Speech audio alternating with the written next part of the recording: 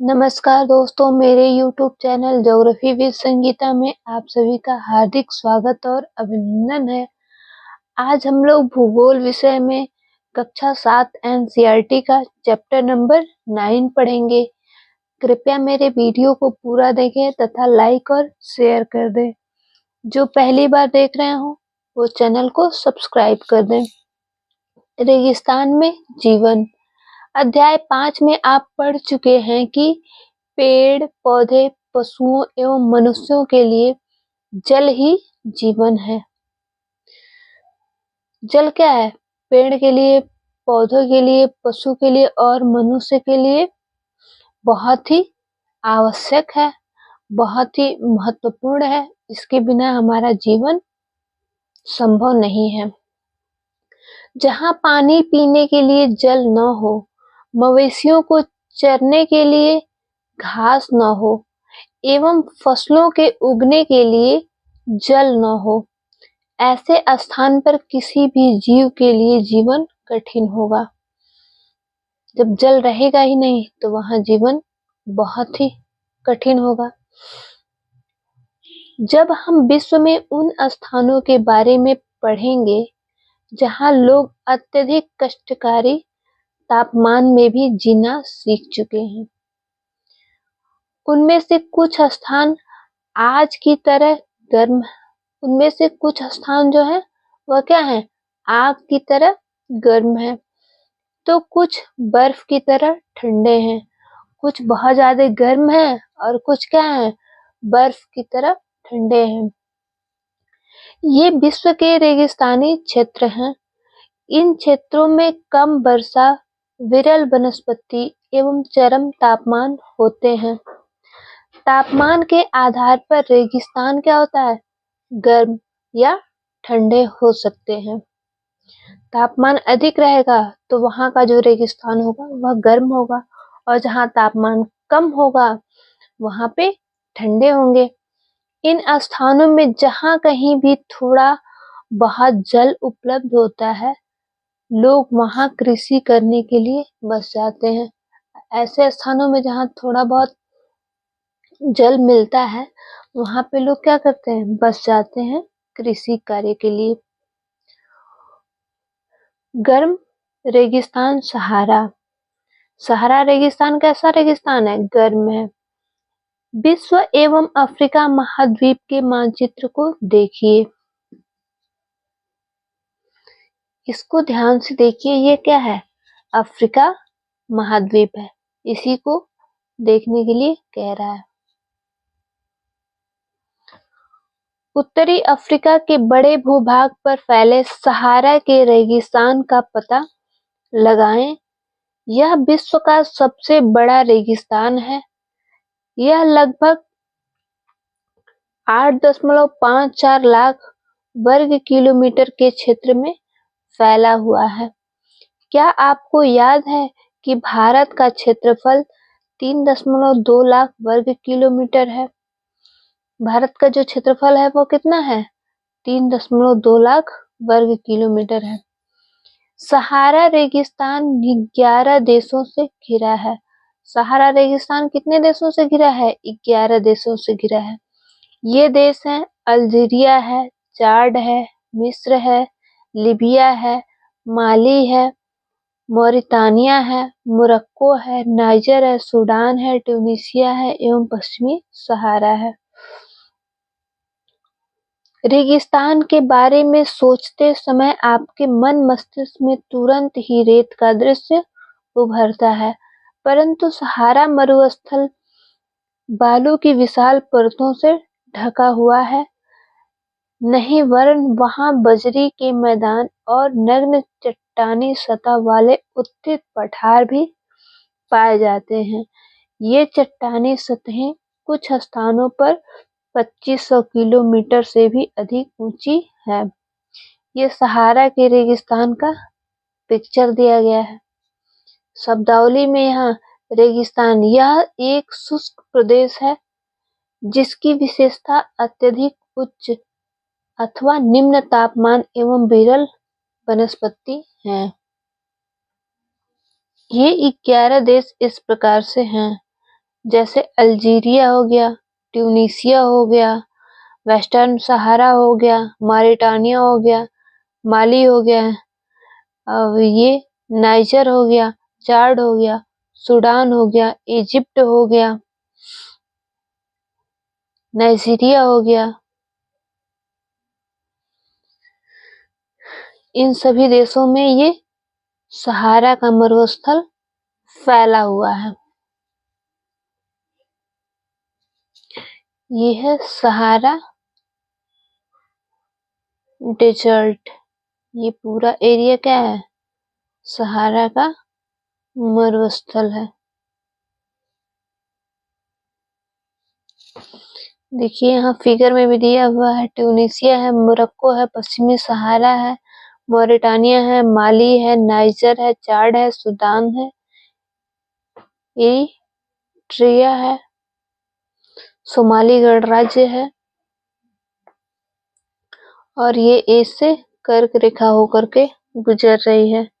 ये भूमध्य सागर दिया हुआ है, ये अटलांटिक महासागर है, इधर भी ये पूरा एरिया अटलांटिक महासागर का है और ये जो है वो हिंद महासागर है, मेडागास्कर है। क्या आप जानते हैं, आपको यह जानकर आश्चर्य होगा कि आज का सहारा रेगिस्तान एक समय में पूर्णतः हरा भरा मैदान था। सहारा की गुफाओं से प्राप्त चित्रों से ज्ञात होता है कि यहाँ नदियां तथा मगर पाए जाते हैं। हाथी, शेर, जिराफ, शुतुरमुर्ग, भेड़, पशु, बकरियां सामान्य जानवर थे, परंतु यहाँ के जलवायु परिवर्तन ने इसे बहुत गर्म व शुष्क प्रदेश में बदल दिया। अब यहाँ पे जलवायु के बारे में हम देख लेते। सहारा रेगिस्तान की जलवायु अत्यधिक गर्म एवं शुष्क है। सहारा रेगिस्तान की जलवायु कैसी है? गर्म है और शुष्क है। यहाँ की वर्षा ऋतु अल्पकाल के लिए होती है। यहाँ पे जो वर्षा ऋतु होती है वह अल्पकाल के लिए होती है, कुछ समय के लिए। यह आकाश बादल रहित एवं निर्मल होता है। यहाँ नमी संचय होने की अपेक्षा तेजी से वाष्पीकृत हो जाता है। यहाँ पे नमी संचित नहीं हो पाती है और क्या हो जाता है? वाष्पीकरण हो जाता है। रेत वाला एरिया रहता है जो बहुत तेजी से गर्म होता है और गर्म होने की वजह से क्या होता है? वाष्पीकरण हो जाता है, वनस्पतियां भी नहीं होती हैं उतनी। दिन अविश्वसनीय रूप से गर्म होता है। दिन के समय तापमान 50 डिग्री सेल्सियस से ऊपर पहुंच जाता है। दिन के समय का तापमान 50 डिग्री सेल्सियस से भी ऊपर पहुंच जाता है, जिससे रेत एवं नग्न चट्टानें अत्यधिक गर्म हो जाती हैं। रेत और जो नग्न चट्टान होती है वह क्या होती है? अत्यधिक गर्म हो जाती है। इनके तापमान का विकिरण होने से चारों तरफ सब कुछ गर्म हो जाता है। रातें अत्यधिक ठंडी होती हैं तथा तापमान गिरकर हिमांक बिंदु लगभग 0 डिग्री सेल्सियस तक पहुंच जाता है। और रात के समय का तापमान कितना होता है? 0 डिग्री सेल्सियस पहुंच जाता है। वनस्पति जात एवं प्राणी जात। सहारा रेगिस्तान की वनस्पतियों में कैक्टस, खजूर के पेड़ एवं एकेसिया पाए जाते हैं। यहाँ कुछ स्थानों पर मरुद्यान, खजूर के पेड़ों से घिरे हरित द्वीप पाए जाते हैं। अब ये देखिए, क्या आप जानते हैं सहारा के अल्जीरिया क्षेत्र में जो त्रिपोली लीबिया के दक्षिण भाग में स्थित है, यहाँ का सबसे अधिक तापमान 1922 में 57.5 डिग्री सेल्सियस दर्ज किया गया था। ऊंट, लकड़बग्घा, सियार, लोमड़ी, बिच्छू, सांपों की विभिन्न जातियां एवं छिपकलियां यहाँ के प्रमुख जीव हैं। ऊंट पाया जाता है, लकड़बग्घा पाया जाता है, सियार पाया जाता है, लोमड़ी पाई जाती है, बिच्छू, सांपों की विभिन्न प्रजातियां और छिपकलियां यहाँ के प्रमुख जीव हैं। क्या आप जानते हैं वैज्ञानिकों को तो यहाँ से मछलियों के कंकाल भी मिले हैं। आपके अनुसार ये क्या हो सकता है? जब यहाँ से मछलियों के कंकाल मिले हैं तो इससे सीधे स्पष्ट होता है कि यहाँ की जो जलवायु है अभी जो मरुस्थल में बदल गया है, कभी ना कभी ये एरिया क्या होगा, हरा भरा होगा, यहाँ पे जल वाला एरिया होगा, तभी तो मछली के कंकाल मिले हैं। और जलवायु परिवर्तन की वजह से ये क्या हो गया, रेगिस्तान में बदल गया। लोग सहारा रेगिस्तान की कष्टकारी जलवायु में भी विभिन्न समुदायों के लोग निवास करते हैं, जो भिन्न भिन्न क्रियाकलापों में भाग लेते हैं। इनमें बेदुइन एवं तुआरेग, क्या क्या, बेदुइन एवं तुआरेग भी शामिल हैं। जलवासी जनजाति वाले ये लोग बकरी, भेड़, ऊंट एवं घोड़े जैसे पशुधन को पालते हैं। ये जो बेदुइन एवं तुआरेग पाए जा रहे हैं, ये लोग क्या पालते हैं, बकरी, भेड़, ऊंट एवं घोड़े जैसे पशुधन को पालते हैं। इन पशुओं से इन लोगों को दूध मिलता है। इनकी खाल से ये पेटी, जूते, पानी की बोतलें बनाने के लिए चमड़ा प्राप्त करते हैं।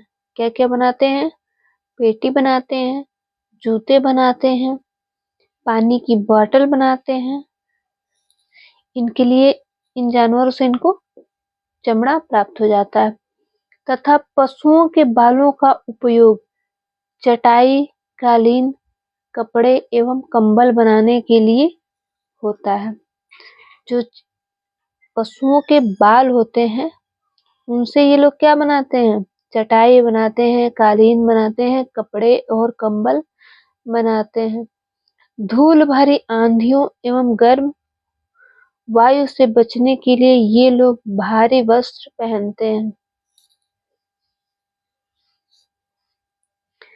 सहारा में मरुद्यान एवं मिस्र में नील घाटी लोगों को निवास में मदद करती है। यहाँ जल की उपलब्धता होने से लोग खजूर के पेड़ उगाते हैं।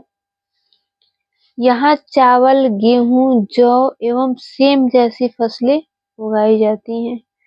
चावल उगाया जाता है, गेहूं उगाया जाता है, जौ उगाया जाता है एवं सेम जैसी फसल उगाई जाती है। मिस्र में उगाए जाने वाली कपास पूरे विश्व में प्रसिद्ध है। मिस्र में जो कपास उगाई जाती है वह पूरे वर्ल्ड में क्या है, फेमस है। तेल की खोज संपूर्ण विश्व में अत्यधिक मांग वाले इस उत्पादन का अल्जीरिया, लीबिया एवं मिस्र में होने के कारण सहारा रेगिस्तान में तेजी से परिवर्तन हो रहा है। इस क्षेत्र में प्राप्त अन्य महत्वपूर्ण खनिजों में लोहा, फास्फोरस, मैग्नीज एवं यूरेनियम सम्मिलित है। सहारा की सांस्कृतिक जीवन शैली में भी परिवर्तन आ रहा है। आज यहाँ मस्जिदों से ऊंचे कांच की लकड़ियों वाले भवन तथा ऊंटों के प्राचीन मार्ग के स्थान पर सुपर महामार्ग बन गए हैं। नमक के व्यापार में ऊंटों का स्थान ट्रक ले लेते हैं। तुआरेग लोग विदेशी पर्यटन के लिए मार्गदर्शन का काम करते हैं। तुआरेग जो लोग हैं वह क्या करते हैं, जो लोग विदेशों से आते हैं उनके पर्यटन के लिए मार्गदर्शन का क्या करते हैं, कार्य करते हैं। आज अनेक जलवासी जनजाति के लोग शहरी जीवन की ओर आ रहे हैं। यहाँ वे तेल एवं गैस के कार्यों में नौकरी ढूंढते हैं। तेल और गैस के कार्यों में क्या करते हैं? नौकरी ढूंढते हैं। जब रेत को पवन उड़ा ले जाती है, जब रेत को क्या करती है? पवन उड़ा ले जाती है अपने साथ, तो वहां गर्त बन जाता है। तो वहां पे क्या होता है? गर्त बन जाता है। तेजी से उड़ाएगा तो जो बालू होता है वह उड़ जाएगा, और उड़ने की वजह से वहां पे क्या बन जाएगा? गर्त बन जाएगा। जहां गर्त में भूमिगत जल सतह पर आ जाता है वहां मरुद्यान बनते हैं।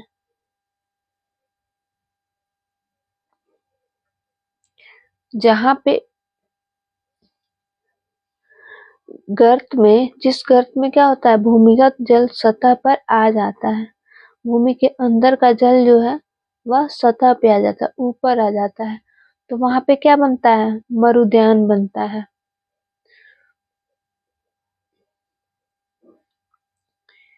ये क्षेत्र उपजाऊ होते हैं। लोग इनके आसपास निवास करते हैं एवं खजूर के पेड़ तथा अन्य फसलें उगाते हैं। कभी-कभी यह मरुद्यान असामान्य रूप से बड़ा भी हो सकता है। मोरक्को में टेलिला लेट, मोरक्को में क्या है? टेलिला लेट मरुद्यान ऐसे ही विशाल मरुद्यान है जो 13,000 वर्ग किलोमीटर के क्षेत्र में फैला है।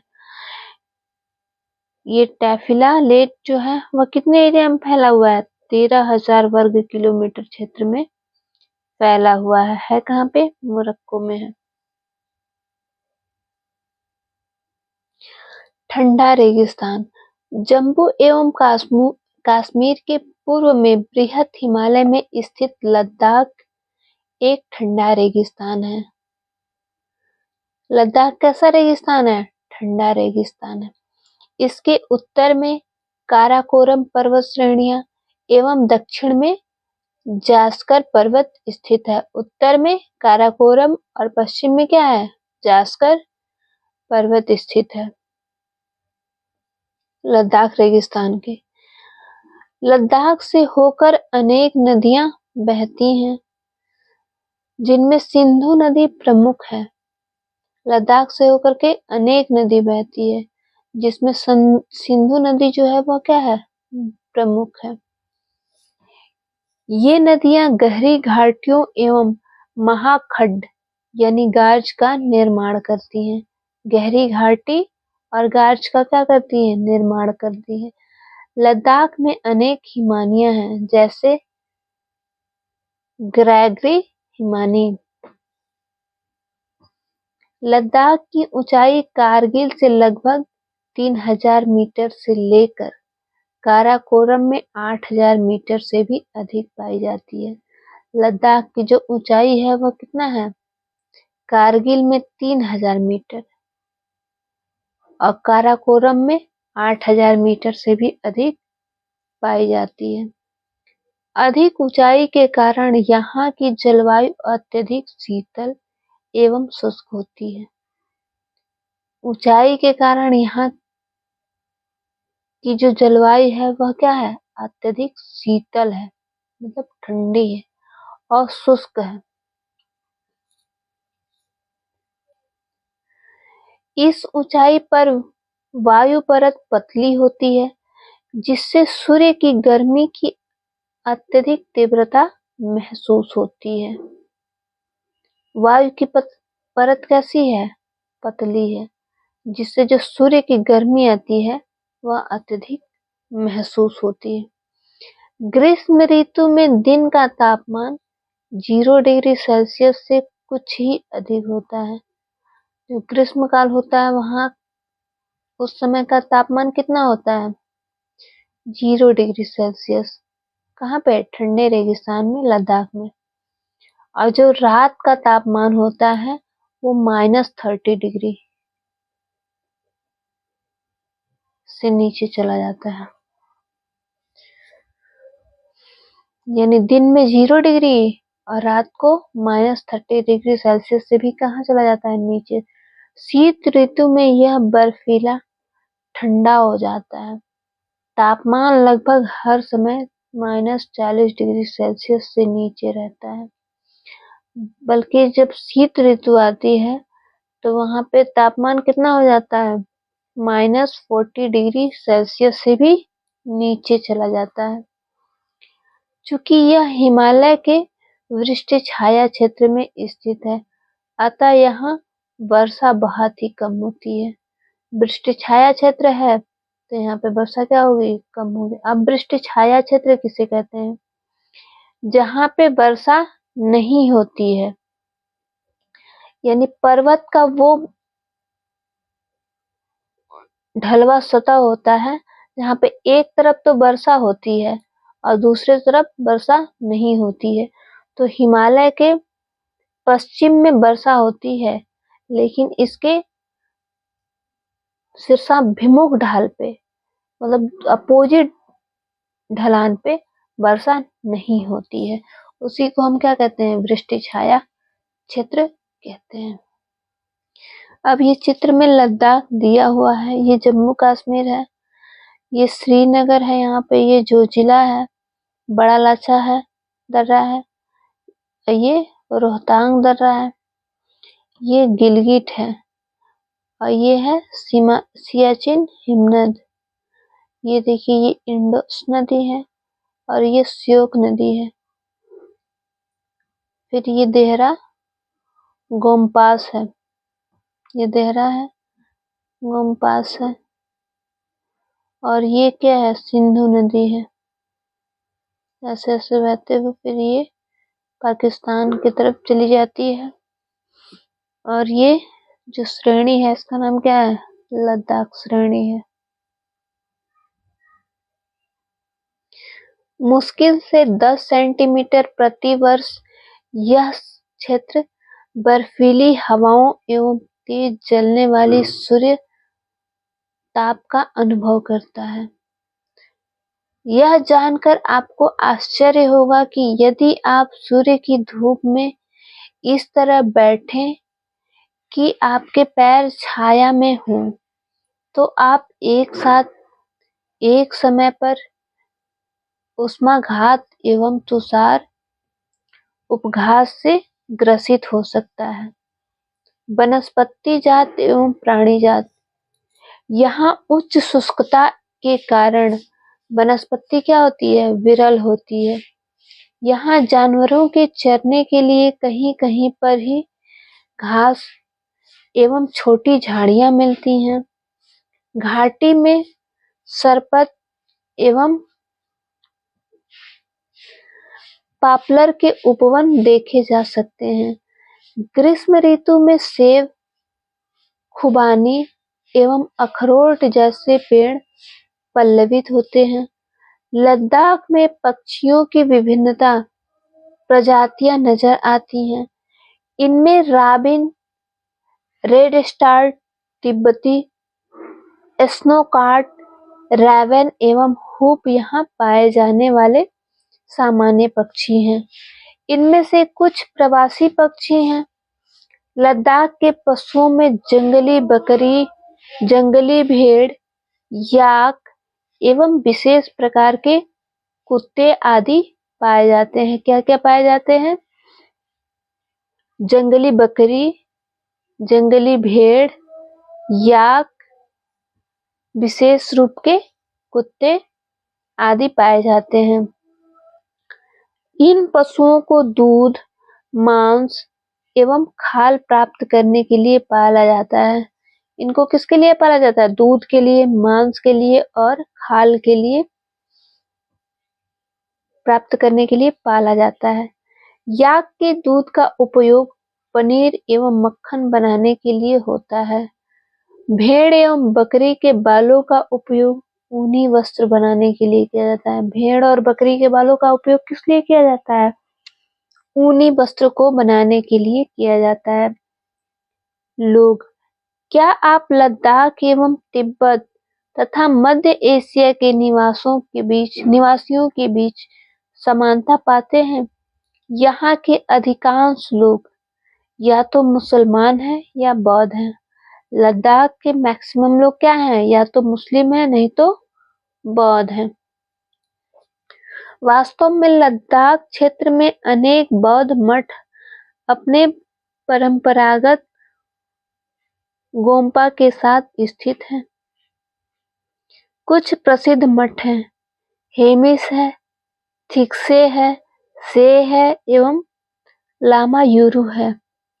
ग्रीष्म ऋतु में यहाँ के निवासी जौ, आलू, मटर, सेब एवं शलजम की खेती करते हैं।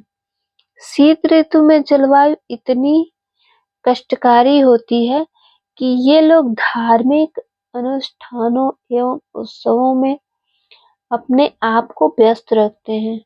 यहाँ की महिलाएं अत्यधिक पश्चिमी होती हैं। वे केवल घर में एवं खेत में ही काम नहीं करती, बल्कि छोटे व्यवसाय एवं दुकानें भी संभालती हैं। लद्दाख की राजधानी लेह सड़क एवं वायुमार्ग द्वारा भली-भांति जुड़ी है। राष्ट्रीय राजमार्ग 1A लेह को जोजिला दर्रा होते हुए कश्मीर घाटी से जोड़ता है।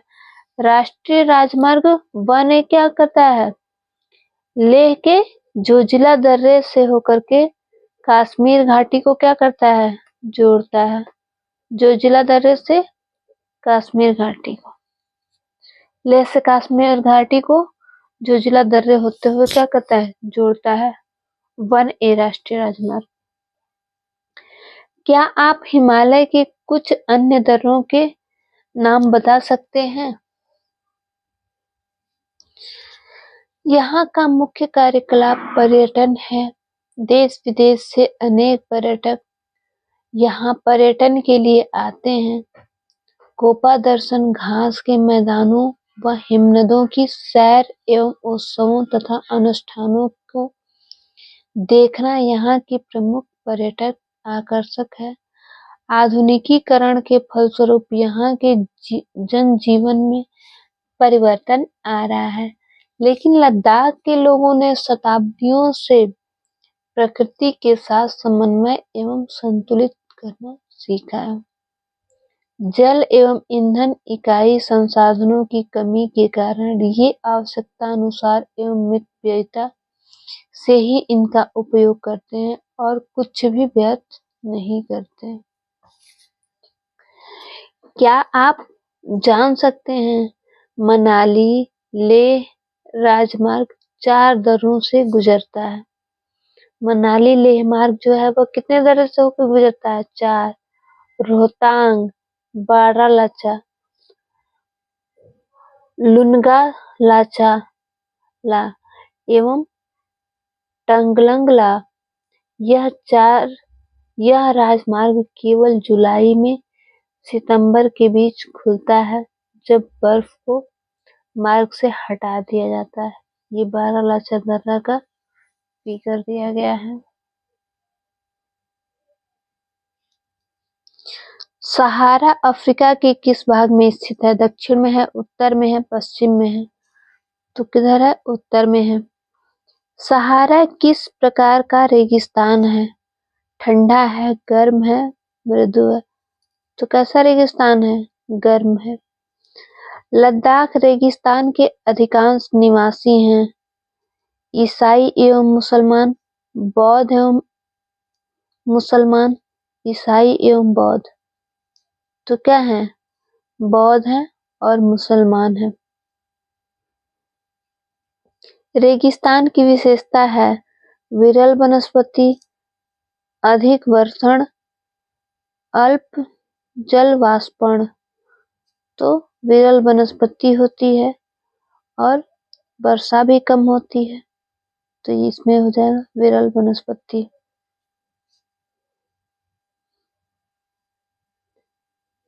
लद्दाख में हेमिस प्रसिद्ध है।